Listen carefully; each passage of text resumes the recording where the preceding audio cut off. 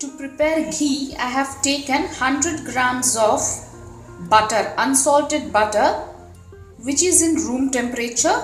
Now we will keep it in the microwave to prepare ghee. Now we'll keep it in the microwave. I am using a microwave safe bowl. In micro mode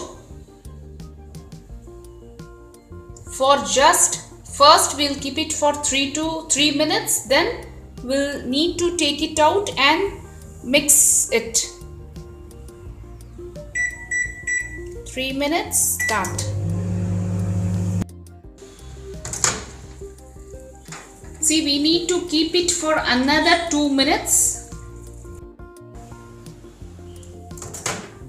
See, it is done.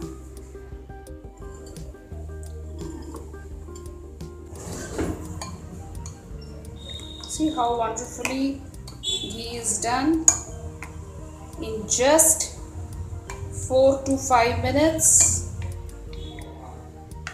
Once it comes to the room temperature, you can store it in an airtight container.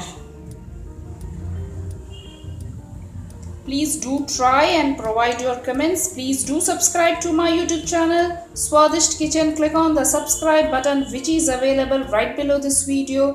Thank you.